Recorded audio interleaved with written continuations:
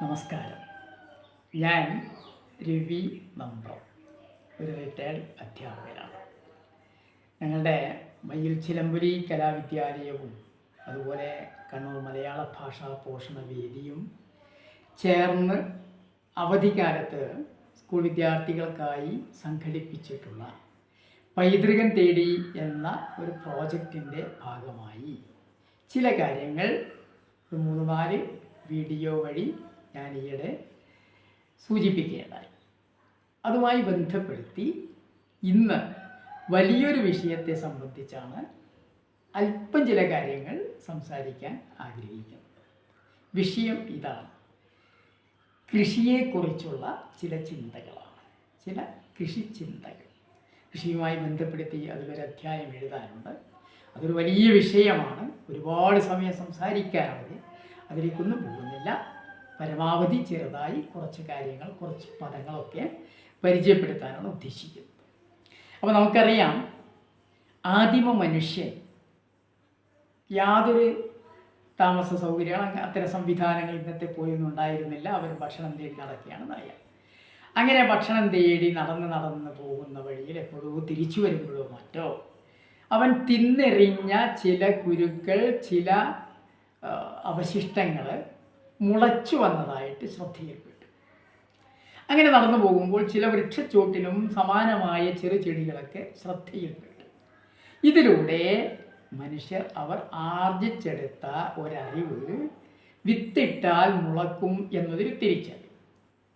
അങ്ങനെ ക്രമേണ അവർ തീരദേശങ്ങളിൽ, നദിയോരങ്ങളിലും അതോടൊപ്പം കുന്നിൻ ചരിവുകളിലുമൊക്കെ തമ്പടിക്കാൻ തുടങ്ങുകയും കുടുംബങ്ങളായി മാറുകയും ഒക്കെ ചെയ്ത ചരിത്രങ്ങൾ നമ്മൾ പഠിക്കുന്നുണ്ട്.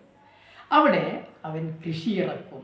ഇപ്പോൾ കൃഷി എന്നാൽ വിത്തിറക്കുക, വിളവെടുക്കുക. ഇങ്ങനെയാണ് കൃഷിയുടെ ആവിർഭാവം ഉണ്ടാകുന്നത്. ഈ കൃഷിയിൽ നിന്നാണ് പിന്നീട് മനുഷ്യവർഗത്തിൻ്റെ എല്ലാ വളർച്ചയും, എല്ലാ സംസ്കാരവും, എല്ലാ പൈതൃകവും രൂപപ്പെട്ടത് എന്ന് നമുക്ക് കാണാൻ വേണ്ടി കഴിയും. ഇപ്പോൾ കൃഷി ഇറക്കുന്നത് ഏറ്റവും പ്രധാനമായി ഭക്ഷ്യാവശ്യത്തിനാണ്.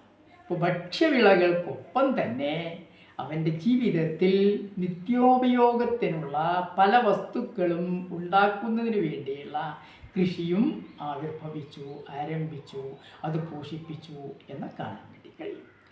ഇങ്ങനെയുള്ള കൃഷി ഇറക്കുമ്പോൾ നമ്മൾ അറിയേണ്ടത്, കൃഷിക്ക് ഏറ്റവും പ്രധാനമായി 3 അനുകൂല സാഹചര്യങ്ങൾ വേണം.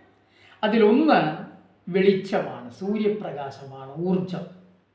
മറ്റൊന്ന് വെള്ളമാണ്, വേറൊന്ന് വളമാണ്. മറ്റ് ഒരുപാട് ഘടകങ്ങളുണ്ട്. ഇത് 3 ഒത്തുചേർന്നാൽ മാത്രമേ, ഇതിലേറ്റക്കുറച്ചിലുണ്ടാകാം, ഒത്തുചേർന്നാൽ മാത്രമേ കൃഷി യഥാവിധി നടത്താൻ കഴിയൂ എന്ന് നമ്മൾ തിരിച്ചറിയുക. അങ്ങനെ നടത്തുന്ന കൃഷി നമുക്കറിയാം, ഭക്ഷ്യവസ്തുക്കളുണ്ട്, അതുപോലെ നേരത്തെ സൂചിപ്പിച്ചതുപോലെ മറ്റ് ആവശ്യങ്ങൾക്ക് ഉപയോഗിക്കുന്ന സാധനങ്ങൾ ഉൽപ്പാദിപ്പിക്കുന്നുണ്ട്.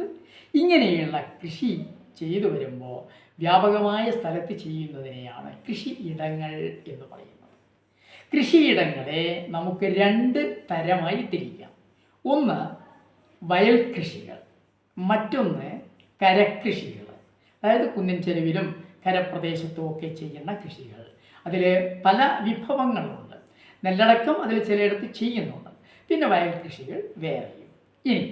ഇങ്ങനെ ചെയ്യുന്ന കൃഷിയിൽ നമുക്കറിയാം, ധാന്യങ്ങളുണ്ട്, പഴവർഗ്ഗങ്ങളുണ്ട്, ഫലവർഗ്ഗങ്ങളുണ്ട്, മറ്റ് ഉൽപ്പന്നങ്ങളുണ്ട്. ഈ ഉൽപ്പന്നങ്ങളൊക്കെ ഒരുപാട് പേരിലൊക്കെ നമ്മൾ അറിയപ്പെടുന്നുണ്ട്. അതൊക്കെ തരംതിരിക്കാൻ ഒരുപാട് സമയം വേണം. ഉദാഹരണത്തിന്, കരപ്രദേശത്ത് ചെയ്യുന്ന കൃഷി ഉൽപ്പന്നങ്ങളെ നമുക്ക് തോട്ടവിളകൾ എന്ന് പറയാം, മലഞ്ചരക്കുകൾ എന്ന് പറയാം. ഉദാഹരണം, തേയില തോട്ടവിളയാണ്. അതിൽ തന്നെ സുഗന്ധവ്യഞ്ജനങ്ങൾ, ദ്രവ്യങ്ങൾ എന്ന് പറയാം, നാണ്യവിളകൾ എന്ന് പറയാം. ഇപ്പോൾ നാളികേരം നാണ്യവിളയാണ്, കുരുമുളക് സുഗന്ധദ്രവ്യങ്ങളിൽ പെടുന്നു. ഇങ്ങനെ ഒരുപാട് വസ്തുക്കൾ, ഒപ്പം മറ്റ് ചില ചെടികൾ, ഇപ്പോൾ മുളകൾ പോലുള്ള അല്ലെ മറ്റ് ചെടികൾ പോലുള്ളവയൊക്കെ മരങ്ങളുടെ ആവശ്യത്തിന് വേണ്ടിയും മറ്റു ഉൽപ്പന്നങ്ങൾക്ക് വേണ്ടിയും വ്യാപകമായി കൃഷി ചെയ്തുണ്ടാക്കുന്നുണ്ട്. ഇപ്പോൾ പരുത്തി നമ്മുടെ വസ്ത്രവുമായി ബന്ധപ്പെടുത്തി ഇങ്ങനെ പലതരത്തിലുള്ള ഉൽപ്പന്നങ്ങളുണ്ട്.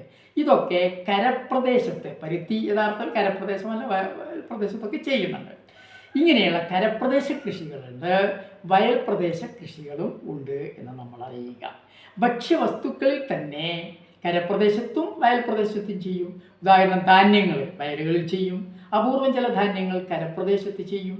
പഴവർഗ്ഗങ്ങൾ, ഇപ്പോൾ ചില പഴവർഗ്ഗങ്ങൾ നമ്മുടെ തണ്ണീർമത്തൻ പോലുള്ള പഴവർഗ്ഗങ്ങൾ വയൽ പ്രദേശത്ത് ചെയ്യുന്നുണ്ട്. മറ്റ് ഓറഞ്ച്, മുന്തിരി ഇങ്ങനെയുള്ള പലതരത്തിലുള്ള കൃഷികളുണ്ട്. ഇതൊക്കെ നമ്മൾ പല വഴിയിൽ നമുക്ക് അറിയുന്നതാണ്, തിരിച്ചറിയുന്നതാണ്. ഇനി ഇങ്ങനെ വരുമ്പോൾ ഞാൻ പ്രധാനമായി ഊന്നാൻ ഉദ്ദേശിക്കുന്നത് മറ്റു ഘടകങ്ങളൊക്കെ വിട്ടുകൊണ്ട് വയൽ കൃഷിയിലേക്ക് നമ്മൾ തിരിഞ്ഞാൽ നമുക്കറിയാം, വയൽ കൃഷിയിൽ പ്രധാനമായും നെല്ല് ഇനങ്ങളും അതുപോലെ ഗോതമ്പ്, കരിമ്പ് തുടങ്ങിയ ഇനങ്ങളാണ്. അപ്പോൾ ഗോതമ്പ്, കരിമ്പ് തുടങ്ങിയ ഇനങ്ങളൊക്കെ കേരളത്തെ സംബന്ധിച്ച് വ്യാപകമായി കൃഷിയില്ലാത്തത് കൊണ്ട് അത് തൽക്കാലം അങ്ങോട്ട് മാറ്റിവെച്ച് നെല്ലുമായി ബന്ധപ്പെട്ടുള്ള ചില കാര്യങ്ങൾ മാത്രമാണ് ഞാനിവിടെ പറയാൻ ആഗ്രഹിക്കുന്നത്. കുട്ടികൾക്ക് ഒരു സൂചന മാത്രമാണ്. അതിലുപയോഗിക്കുന്ന ചില പദങ്ങൾ, അതിൻ്റെ വിശദാംശങ്ങളൊന്നും പറയുന്നില്ല. സംശയങ്ങൾ ഉന്നയിക്കുകയാണെങ്കിൽ, ആവശ്യമാണെങ്കിൽ വിശദീകരിക്കാൻ തയ്യാറാണ്. ഒപ്പം രക്ഷിതാക്കളോട് മറ്റുള്ളവരോടൊക്കെ ചോദിച്ച് എന്താണിത് എന്ന് മനസ്സിലാക്കുക എന്നതാണ് ഉദ്ദേശിക്കുന്നത്. അപ്പോൾ വയൽ കൃഷിയെ നമുക്ക് ഇങ്ങനെ തിരിക്കാം. 3 തരത്തിലുള്ള വയൽ വിളകളുണ്ട്. അതിൽ ജലലഭ്യതയ്ക്കനുസരിച്ചാണ് ഈ 3 തരമാക്കി തിരിക്കുന്നത് വയൽ പ്രദേശങ്ങളെ. ഒരു കൃഷി മാത്രം എടുക്കാൻ സാധിക്കുന്ന ജലലഭ്യതയുള്ള വയൽ പ്രദേശങ്ങളെ ഒറ്റ വിള കൃഷി, ഒരിപ്പു നിലം എന്നാണ് പറയുക. അവിടെ വിത്തിറക്കുന്നതിനെ വിരിപ്പ് എന്നുള്ള ഒരു പേരിൽ അറിയപ്പെടുന്നുണ്ട്. ഒരിപ്പു നിലങ്ങൾ, 2 വിളകൾ ജലാംശത്തിനനുസരിച്ച് 2 വിളകൾ എടുക്കാൻ പറ്റുന്ന വയൽ പ്രദേശങ്ങളെ ഇരിപ്പു നിലങ്ങൾ എന്ന് പറയും. എന്നാൽ വളരെ ശ്രദ്ധയോടുകൂടി കൈകാര്യം ചെയ്ത് ജലലഭ്യതക്കനുസരിച്ച് 3 വിളകളും എടുക്കുന്ന വയൽ പ്രദേശങ്ങളുണ്ട്. അവയെ മുപ്പു വിളകൾ, മുപ്പു നിലങ്ങൾ എന്നാണ് പറയുക. ഇതിന് വിരിപ്പ്, പുഞ്ച, മുണ്ടകൻ എന്നീ 3 പേരിലും അറിയപ്പെടുന്നുണ്ട്. വിത്തിൽ തന്നെ ചില പ്രത്യേകതകൾ നമുക്ക് കാണാൻ വേണ്ടി കഴിയും. കയമ, ചിറ്റേനി, ഓടച്ചൻ ഇങ്ങനെയൊക്കെ പഴയ കാലത്ത് പറഞ്ഞു കേട്ടിട്ടുണ്ട്. അതൊക്കെ നമ്മൾ ഒരുപാട് അന്വേഷിച്ച് പഠിക്കാനുള്ളതാണ്. ഇപ്പോഴേ അതൊക്കെ പലപ്പോഴും കാലഹരണപ്പെട്ടു പോകുന്നുണ്ട്, പ്രാധാന്യമില്ലാതെ പോകുന്നുണ്ട് എന്നൊക്കെ ഒരു വസ്തുതയാണ്. പക്ഷെ നമ്മുടെ പൂർവികരുമായി ബന്ധപ്പെട്ട് ഈ കാര്യങ്ങളൊക്കെ നമ്മൾക്ക് മനസ്സിലാക്കാൻ വേണ്ടി കഴിയണം. അതിൻ്റെ വിത്തിനങ്ങൾ, ഒരുപാട് വിത്തിനങ്ങളുണ്ട്, അതൊക്കെ അന്വേഷിച്ച് പഠിക്കുക. അതൊന്നും ഞാനിവിടെ സൂചിപ്പിക്കുന്നില്ല. ഇനി ഇങ്ങനെയുള്ള ഈ ഒരിപ്പൂ, ഇരിപ്പൂ, മുപ്പൂ നിലങ്ങളുമായി ബന്ധപ്പെട്ട് കൃഷി ചെയ്യുമ്പോൾ നമ്മൾ കേൾക്കുന്ന, ഞാനൊക്കെ കേട്ടിട്ടുള്ള, നിങ്ങളുടെ പൂർവികരൊക്കെ കേട്ടിട്ടുള്ള അല്ലെങ്കിൽ പ്രയോഗിച്ചിട്ടുള്ള കൃഷിയുമായി ബന്ധപ്പെട്ട ചില ആയുധങ്ങൾ, ചില തൊഴിലുകൾ, ഇതൊക്കെയായി ബന്ധപ്പെട്ട ചില പദങ്ങളാണ്. ഉദാഹരണം പ്രദേശവാക്യമായിട്ട് ഇപ്പം കൃഷി ചെയ്യുന്നതിന് വരമ്പിൽ തന്നെ ആളുകൾ നടന്നു പോകുന്ന വലിയ വരമ്പിന് നടവരമ്പ് എന്ന് പറയുന്നു.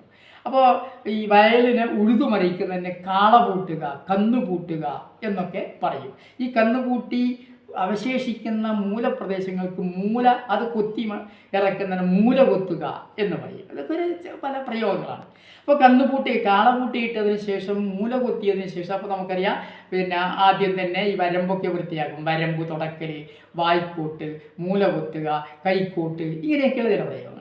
അത് കഴിഞ്ഞ് ഇങ്ങനെ ഉഴുത് ഇട്ട വയലുകളെ വലിയ കട്ടകളെ, മൺകട്ടകളെ തച്ചുടക്കുന്ന, അതധികം സ്ത്രീകളാണ് ജോലി ചെയ്യുക. കട്ടപൊളി എന്നാണ് അതിന് പറയുക. അതിനായതിങ്ങനെ വീശിയടിക്കുകയാണ്. വളരെ രസകരമായൊരു ഇതാണ്. അധ്വാനം കൂടുതലാണെങ്കിൽ കണ്ടിരിക്കാൻ രസമുണ്ട്. ആ ഉപകരണത്തിൻ്റെ പേരാണ് കട്ടക്കൊയ്. കട്ട പൊളിക്കുന്ന മരത്തിൻ്റെ നീളമുള്ള പിടിയോടുകൂടി ഒരു സാധനം, അതാണ് കട്ടക്കൊയ്. അപ്പോൾ മൂലകൊത്തൽ, കാലിപൂട്ടൽ, കാളപൂട്ടുന്നതിന് കാലിപൂട്ടുക എന്ന് പറയും. കട്ടക്കൊയ്യ്, കട്ട പൊളിക്കുക എന്ന് പറയും.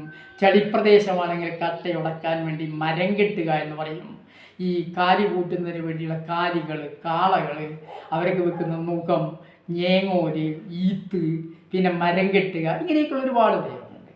അത് ഉപകരണങ്ങൾ തൊഴിലുമായി ബന്ധപ്പെട്ട്. പിന്നെ വയൽ വൃത്തിയാക്കാൻ വേണ്ടി ഉപയോഗിക്കുന്ന ഫലഭൂയിഷ്ടമാക്കാൻ വേണ്ടി തന്നെ ഉള്ളൊരു സംവിധാനമാണ് ചപ്പ്, ഉണക്ക കരിയിലകൾ, അതിനെ ചപ്പിടുക എന്ന് പറയും. വലിയ ഓല കൊണ്ടുണ്ടാക്കിയ വലിയ കൊട്ട, വല്ലം എന്നാണ് അതിന് പറയുക. വല്ലത്തിൽ ചപ്പ് കൊണ്ടിടും, ഉണക്കച്ചപ്പ്. അതിന് കൃഷി ചെയ്യാനുള്ള സമയത്ത് തന്നെ തോല് കെട്ടുക എന്ന് പറയും. അത് വയലിലെത്തിയിട്ട് തറച്ചിടും, തോല് തറിക്കൽ. അത് തറിക്കാനുള്ള മരക്കുറ്റിക്ക് തോക്കുറ്റി, കത്യാട്. ഇത് രസകരമായ ഒരുപാട് പേരുകളുണ്ട്. പിന്നെ ഞാറ്റടി, ഞാറിടുക, വിത്ത് വിതക്കുക, വിത്ത് വാളുക. അല്പം ജലാംശം കുറഞ്ഞ സ്ഥലമാണെങ്കിൽ നേരിട്ട് വിത്തിറക്കുക, ഞാറല്ലാതെ. അതിന് വാളൽ എന്ന് പറയും. ഇപ്പോൾ വിത്ത് വാളൽ, വിത്തിടൽ, ഞാറിടൽ, ഞാറ് പൊരിക്കൽ, ഞാറൊലുമ്പൽ, നാട്ടി, കളപറി, കളക്കൊട, തൊപ്പിക്കൊട, എന്തെല്ലാം രസകരമായ വാക്കുകളാണെന്നറിയോ. അതങ്ങനെ വന്ന് പിന്നെ കതിരായി മൂരാനുള്ള സമയത്ത്, മൂരുന്ന സമയത്ത് നമുക്കറിയാം മൂർച്ചക്കത്തി, കറ്റ കെട്ടുക, പതക്കറ്റ, കറ്റ തല്ലല്, കറ്റ മെതിക്കൽ. അത് കറ്റ മെതിച്ച് കൊണ്ടുപോയി കറ്റ കെട്ടിയിടാനുള്ള സ്ഥലം ഒരുക്കുന്നതിന് കളം ചെത്തുക, കളം തല്ലല്, നിലം തല്ലി. നല്ല രസകരമായ പിന്നെ ഈ നെല്ല് ഇതിൻ്റെ ചായയുള്ള നെല്ല് കളയാൻ വേണ്ടിയുള്ള തൂറ്റുക. അതുപോലെ നേരത്തെ പറഞ്ഞ വയൽ പ്രദേശത്ത് വെള്ളം കോരാൻ വേണ്ടിയാണെങ്കിൽ ഈ ഏത്തം എന്ന് പറയുന്ന സംവിധാനം, വെള്ളം ഒരു വയലിൽ നിന്ന് മറ്റൊരു വയലിലേക്ക് തിരിച്ചുവിടാൻ കണ്ടൂറായി എന്ന് പറയുന്ന സംവിധാനം. ഇങ്ങനെ രസകരമായ ഒരുപാട് പദങ്ങൾ, ഒരുപാട് പ്രയോഗങ്ങൾ. ഇപ്പോൾ കറ്റ എണ്ണൽ, പതക്കറ്റ, ഇങ്ങനെ രസകരമായിട്ട് കൂലി കൊടുക്കുന്ന സംവിധാനത്തിനൊക്കെ ഒരുപാട് രസകരമായ സംഭവങ്ങൾ കൃഷിയുമായി ബന്ധപ്പെട്ട് പഴയ കാലത്ത്. അതോടൊപ്പം നാട്ടിപ്പാട്ട്, കൈകൊട്ടിക്കളി, ഇതുമായി ബന്ധപ്പെട്ടുള്ള അവരുടെ ഉന്മേഷം, ആഹ്ലാദം പങ്കുവെക്കാനുള്ള നമ്മുടെ പൂർവികരുടെ, അച്ചാച്ചന്മാരുടെ, അമ്മൂമ്മമാരുടെ ഒക്കെ ഒരു അന്തസ്സായിട്ട് പോലും കൃഷിയേക്കാൾ. ഇപ്പോൾ നമുക്കറിയാം, കൃഷി ചെയ്യുന്ന വീട്ടിൽ 2 കാലികൾ, എരുത് എന്ന് പറയുക. കാലികൾക്കൊക്കെ എരുതിനെ കിട്ടുക, ആല, അതിനോട് സമീപിച്ച് വലിയ പുല്ലതിരി. ഇങ്ങനെയൊക്കെ പുല്ലതിരിയും മൂരികൾ എരുതുകളുമായിരുന്നു പഴയ കാലത്തെ വലിയ വീട്ടിൻ്റെ, വലിയ തറവാടിൻ്റെ ലക്ഷണം എന്നാണ് പറയുന്നത്. ഇങ്ങനെ ഒരുപാട് കാര്യങ്ങളുണ്ട്. രസകരമായ സംഭവങ്ങളാണ് കൃഷിയുമായി ബന്ധപ്പെട്ട് നമുക്ക് മനസ്സിലാക്കാനുള്ളത്. നമുക്ക് അന്നം തരുന്ന നമ്മുടെ കർഷക തൊഴിലാളികൾ അവരില്ലെങ്കിൽ ഇന്ന് കേരളത്തിൽ അത് നാമാവശേഷമായി കൊണ്ടിരിക്കുന്നുണ്ട് എന്നൊരു സത്യം തിരിച്ചറിയണം. അവരില്ലെങ്കിൽ നമുക്ക് ചോറ് തിന്നാൻ കഴിയില്ല. അവരില്ലെങ്കിൽ നമുക്ക് മുന്തിരിയോ ആപ്പിളോ പപ്പായയോ അല്ലെങ്കിൽ മറ്റുള്ള സാധനങ്ങളോ ഒന്നും കഴിക്കാൻ കഴിയില്ല എന്ന തിരിച്ചറിവുണ്ടായിക്കൊണ്ട് ഇപ്പോൾ ഒരിക്കൽ കൂടി പറയുന്നു, കരകൃഷിയും അതുപോലെ വയൽ കൃഷിയും അതിലുണ്ടാക്കുന്ന ഉൽപ്പന്നങ്ങൾ, കാർഷിക ഉൽപ്പന്നങ്ങളാണ് നമ്മുടെ നിലനിൽപ്പ്. അതിലൂടെയുള്ള അറിവുകളും അത് പങ്കുവെക്കലും അത് ആനന്ദിക്കലുമാണ് നമ്മുടെ സംസ്കാരം എന്ന് തിരിച്ചറിഞ്ഞുകൊണ്ട് മക്കൾ ആ കാർഷിക സംസ്കാരത്തിൻ്റെ അന്തസത്ത ഉൾക്കൊള്ളുകയും ആ പൈതൃകത്തിലൂടെ നമ്മുടെ പെരുമ, നമ്മുടെ തനിമ, നമ്മുടെ ഒരുമ, നമ്മുടെ നിലനിൽപ്പ് മനസ്സിലാക്കാനും മുന്നോട്ട് വരാൻ വേണ്ടിയാണ് ഇത്തരത്തിലുള്ള ഒരു നിർദ്ദേശം നിങ്ങൾക്ക് മുന്നോട്ട് വെച്ചിട്ടുള്ളത്. എല്ലാവരും ഇത് വിശദമായി പഠിക്കണം എന്ന് മാത്രം സൂചിപ്പിച്ച് നിർത്തുന്നു. നന്ദി.